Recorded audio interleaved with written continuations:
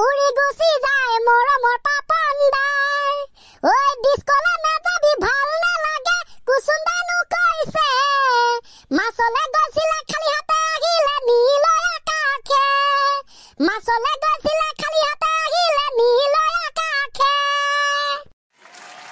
guys কেনে একবাৰ হ'ব দেওবাৰ বিহু প্ৰগ্ৰাম চাব নাচিব গান গাব ডান্স কৰিব সিংগাৰ লগত একেলগে ফটো উঠিব খানা good morning sir morning morning morning তিনিবা একেলগে কৈ দিছো আৰু তোমালোকে তিনিবা ক'লে মই নকওঁ আৰু দেই খেতাক বেলেগ দিছে যোন স্যাৰ নহ'লে দৰ্শক বিন্দু গম পাইছে নাই নহ'লে উপায় নাই এইটোৱে দিব লাগিব আচ্ছা এতিয়া কি চিজন চলি আছে তোমালোকে গম পোৱা সিজন স্যাৰ বিহুৰ সিজন চলি আছে তাৰ উপৰিও বেলেগ কিবা এটা চলি আছে ও স্যাৰ পঞ্চায়ত নিৰ্বাচন সেইটোৱে মে মাহৰ পৰা হ'ব হেনো পঞ্চায়ত নিৰ্বাচন কিবা খা খবৰ ৰাখিছা গাইজ আপোনালোকে তো জানে বেমাৰ হলে ডাক্তৰে মাৰি দিয়ে ইনজেকচন আহি আছে আমাৰ মাজলে পঞ্চায়ত ইলেকচন তাকে হয় স্যাৰ আমি পাছলে আগবাঢ়িম কিন্তু আৰম্ভণিৰ পৰা আৰম্ভ যদি কৰিবলৈ বিচাৰো তাৰ আগতে আপোনালোকে এটা ভিডিঅ' লাহেকৈ চাব লাগিব চোৱাটোনো কি ডাঙৰ কথা দেখাই দিয়া খেতাক আমাক কৈছা খেতাকটো এতিয়া আপুনিহে বেছিকে ব্যৱহাৰ কৰিব লৈছেগে দেই ছাৰ এইটো মানে এইটো কিবা হ'বগে চোন ইয়াত যি হয় দেখা যাব প্ৰথমতে ভিডিঅ'টো দেখুৱা ছাৰ এইটো ভাৰতৰ ৰাজধানী দিল্লী অসমৰ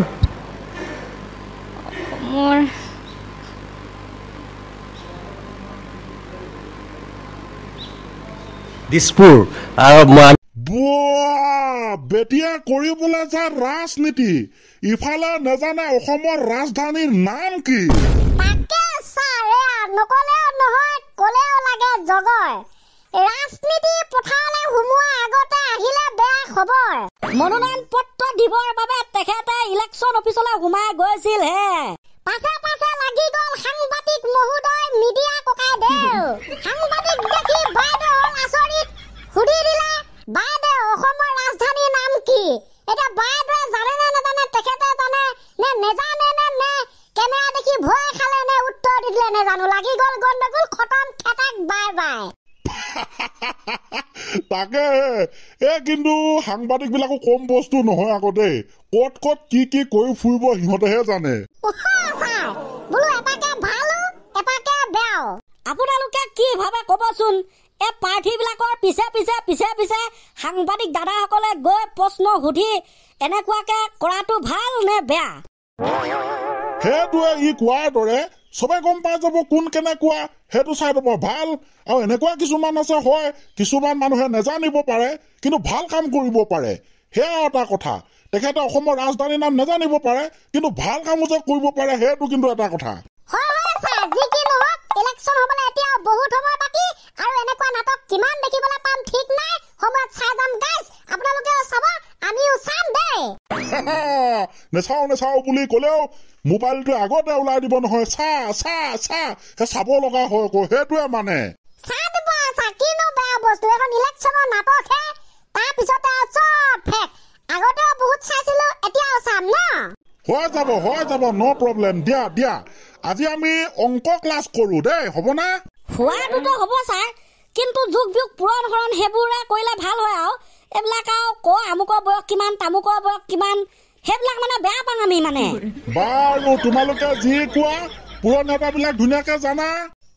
ছাৰ ফাটাফাটি 1 ঘৰ পৰা 10 ঘৰকে আৰু 11 ঘৰটো চমু বুলি 11 ঘৰটো জানো তাৰপা নেজানো এইটো মানে আগতে আৰু ফেছলাটো কৈ দিছো হৈ যাব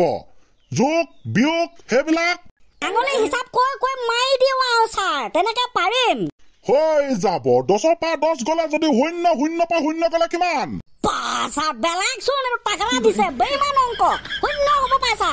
শুদ্ধ উত্তৰ 10 পৰা যদি 7 মাইনাছ কৰোঁ উত্তৰ যদি 3 হয় -10 + 2 = what -10 + 2 = what -10 + 2 -10 + 2 উত্তৰ হ'ব স্যাৰ -8 পাইছা পাইছা হৈছে ধুনীয়া হৈছে -8 প্লাছে মাইনাছে যিহেতু -8 10 পৰা 2 গলে আৰু যিহেতু 10 ডাঙৰ সংখ্যা আগত মাইনাছ আছে গতিকে -8 শুদ্ধ উত্তৰ থ্যাংক ইউ স্যাৰ এতিয়া স্যাৰ আপোনাক শুদ্ধ এটা স্যাৰ আৱিষ্কাৰ কৰিবলৈ দিম পাৰিব অংক আমি মানে এইবিলাকত পাকৈত কেনেকুৱা শুদ্ধ শুদ্ধটো স্যার এইটো 1 + 1 = 160 হে 1 + 1 = 160 এটা লাগো কেনেকুৱা শুদ্ধ এনেকুৱা শুদ্ধ নাই আছে স্যাৰ প্ৰমাণ কৰক যে 1 + 1 = 180 আপুনি যি ব্যৱহাৰ কৰিলক কক 1 ৰ জাগাত মুঠতে লজিক থকা ৱৰ্ড ব্যৱহাৰ কৰি সংখ্যা ব্যৱহাৰ কৰি 180 উলিয়াই দিয়ক এইটো কিবা কেনেকে হ'ব 1 + 1 = 180 ইম্পসিবল পসিবল না ইম্পসিবল স্যার আমি কলটো পসিবল বুলি পসিবল মানে পসিবল হে 1 ৰ জাগাত যি ব্যৱহাৰ কৰি হলা ওলাব 180 মই আগটাকে সাৰেন্ডাৰ এইটো মানে মই ভাবিবও নোৱাৰো মই এনেকুৱা অংকত পাকৈত হলেও এইটো মই ভাবিব নোৱাৰো কেনে যদি স্যার কৈ দিব লাগিব পায় ন নহলে নহব হয় না কৈ দিয়া ঠিক আছে গাইস আমি এতিয়া প্ৰমাণ কৰিবলৈ ওলাইছো যে 1 + 1 = 180 এটাকে ধৰা হল যি হল নহল হলো প্ৰথমতে ধৰি লৈছো 1 ৰ জাগাত আমি পঢ়াম 1 পোন তাৰ মানে চাই 1 + 1 = 180 এটাকে ধৰা হল 1 মানে 1 পোন আৰু আপোনালোকে জানে যে 1 পোনত থাকে 80টা যিকোনো বস্তু হে অৰ্থাৎ আমি এতিয়া 1 ৰ ঠাইত বহাই দিম 80 তাৰ মানে আম বুজি পাই ৰবা কি আইডিয়া মাৰিছা 1 পোন মানে 80 যোগ 80 মানে 160 সবে জানে কেনে স্যার এইটো মানে মই ভবা নাছিলো কৈছোচোন স্যার আপোনাক 1 ৰ ঠাইত আপুনি যি ব্যৱহাৰ কৰে কৰক তাকে হয়তো 1 + 1 = 160 80 8 16 160 ৰামেটো কিবা হৈছেচোন সব হৈ যাব মুঠতে প্ৰমাণ আমি কৰিলেই হল দিমাগ আমি ইউজ কৰিলেই হল নতুন সূত্ৰ পাই গলো মইতো বেলেগক ক'বলৈ পাৰিমচোন 1 + 1 = 160 ৰাম আপোনালোকে গম পাইছিলে 1 + 1 = 2 বুলি এতিয়া গম পালে 1 + 1 = 160 কি কৰিব উপায় নাই খেৰেক তাকে এইটো অংক জগতৰ গণিত জগতৰ নতুন আৱিষ্কাৰ বুলি মই কলো খেটেক একেবাৰে হেভিকে খেটেক না স্যাৰ তাকে হেভিকে খেটেক বঢ়িয়া লাগিলে দেই গাইছ সময় হৈছে এয়া